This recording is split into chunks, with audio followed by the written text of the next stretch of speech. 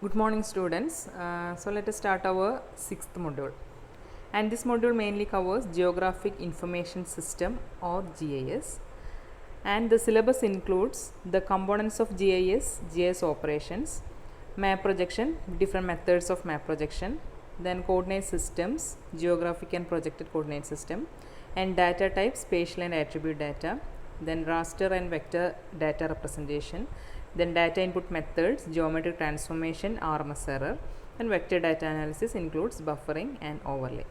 Okay, so let's look through what is meant by geographic information system. So I think all of you are familiar with this term, that is GIS. So nowadays we are using GIS maps in order to represent so many spatial data. Okay, so the satellite image which is taken by remote sensing technology used for the analysis purpose, and that output is actually produced using GIS technology. Okay, so geographic information system or GIS is a system designed to capture, store, manipulate, analyze, manage and present all types of geographic data. So in order to present all types of geographic data, we are using this system. Okay, so this system will do the capturing of data, then storage, then manipulation, analysis, manage, and finally it will give a final representation or good presentation which is very user friendly. Okay, so that is the function of geographic information system. So it's actually we can use this GIS application to deal with spatial information on a computer. So here we are using hardware and software technology in order to understand or in order to study the spatial information. That is, we can study anything on the earth or the space using GIS technology.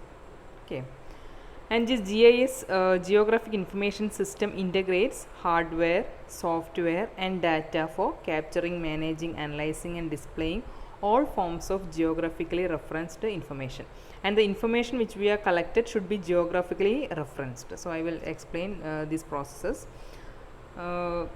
Then GIS allows to view, understand, question, interpret and visualize data in many ways that reveal relationship patterns and trends in the form of maps, globes, reports and charts. That is, the final output of this GIS may be in the form of map or globe or report or any chart. Okay, so this GIS technology help us to view or understand or question or interpret or visualize data, and this may be in different forms. That is, it may be in the form of map. The final output of GIS may be a map, or it may be a globe, report or chart. And this GIS also helps to answer questions and solve problems by looking at your data in a way that is quickly understood and easily shared. So that is the main application. We are using analyzing the complicated data in a simpler form using GIS technology, and that data will be deals with the spatial will be our spatial information. And GIS have many uses. That is, the application may be in the form of weather forecasting, or for sales analysis, or population forecasting, land use planning, etc. So in this in different fields we are using GIS technology. So this is the introduction of GIS. And before going to this technology, we can discuss about coordinate system. So I think you have heard the term coordinate. So in your mathematics also you are using the term coordinate. So here, what is meant by coordinate in spatial technology? What is meant by coordinate system? So in order to locate objects in a 2D plane or 3D space, we need coordinate system. So in order to locate any object, and the location space, it may be a 2D plane or 3D space. So based on this, coordinate system can be classified into two types: geographic coordinate system and projected coordinate system. So in geographic coordinate system, we are locating the object in a 3D space. Okay, so it is a 3D system. And in projected coordinate system, we are locating the object in 2D plane.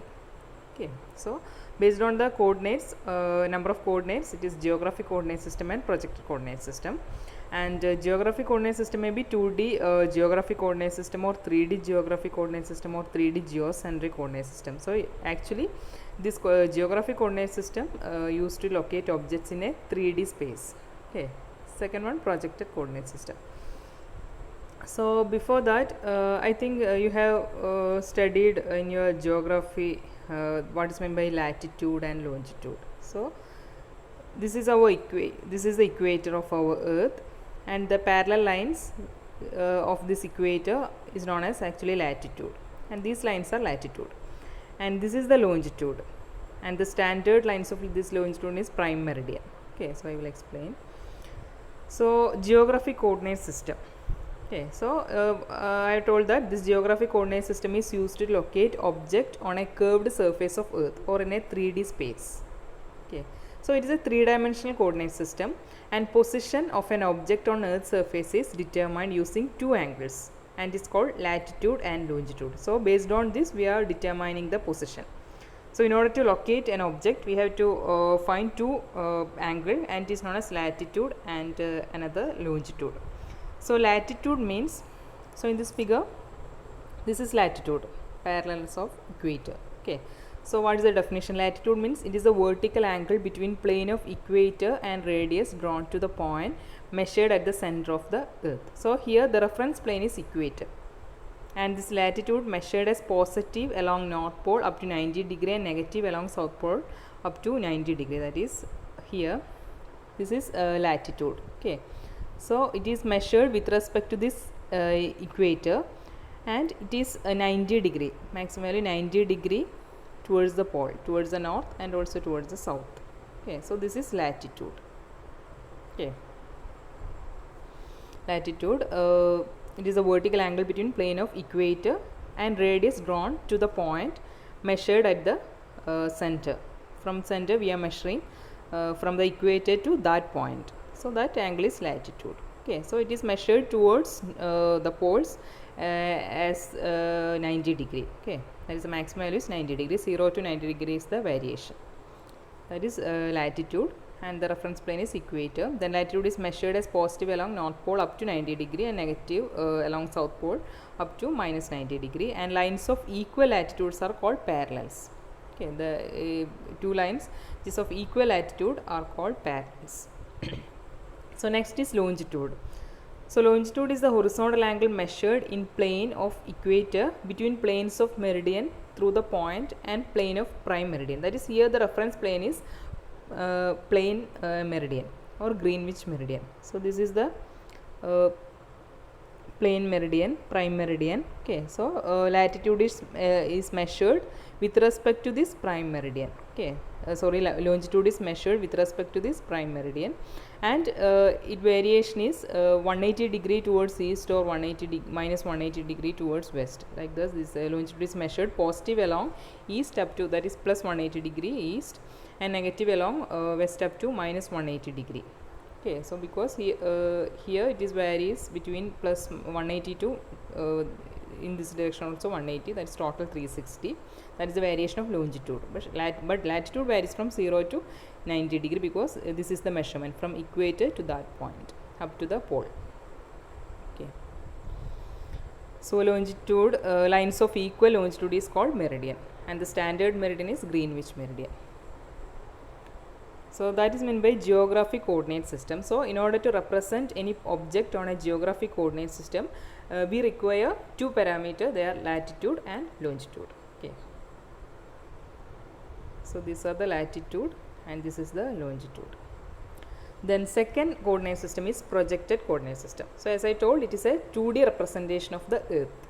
Okay, so it is used to locate object on a flat surface, or it may be on a paper or digital map. So in order to represent an object on a flat surface, we are using projected coordinate system because it is a 2D representation, and the object is located using x and y coordinates. Okay, and the reference line is horizontal line, vertical line passing through the origin. So with respect to this origin, we are locating the object. So reference line is passing through the origin, and the center of the map is selected as the origin, that is 0, 0. So here this is the projected coordinate system, that is, we are representing the 3D space or 3D globe into a map, into a 2D space, and this 2D representation is actually using projected coordinate system. So for that we require an origin. So this is the origin 0, 0. So every point will be having x and y coordinates based with respect to this origin. Okay, so this is one point, this is another point, third point and fourth point. So each of these point require an x and y coordinate in the case of projected coordinate system.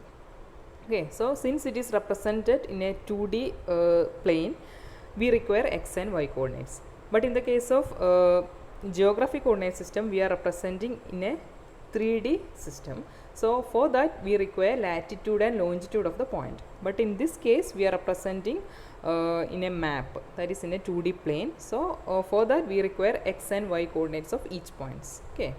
So that is the difference between geographic coordinate system and projected coordinate system. Okay. So this is about coordinate system. Okay.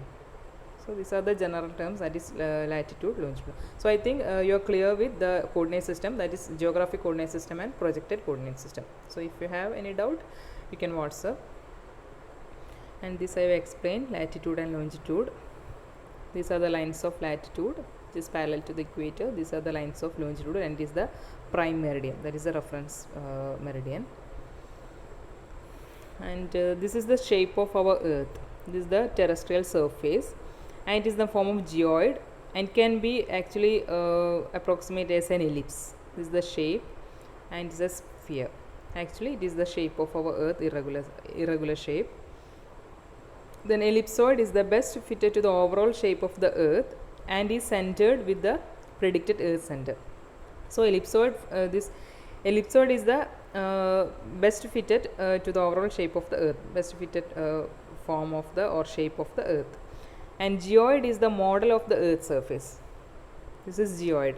Geoid is actually the model of the earth surface, and that represents the mean global sea level. And its shapes passes through the earth crust and is determined from data collected all over the world about earth's gravity field. So by collecting the data all over the world about the earth's gravity field, we are drawing this geoid shape, geoid. Okay. So that is ellipsoid and geoid. And topographical height is usually created using satellite or aerial photography. Using this technology we are using topographic height, and it represents a more detailed model of the earth surface. Okay. So in the case of ellipsoid, it is almost spherical, and the polar radius will be shorter than the equatorial radius. Okay, this polar radius is shorter than equatorial radius. This equatorial radius is b, and it will be more than that of polar radius. This distance is more than this distance. I think you know these facts. Okay, what's meant by geoid, ellipsoid, etc. And this is the global or local ellipsoid. This ellipsoid is globally best fitting to the geoid.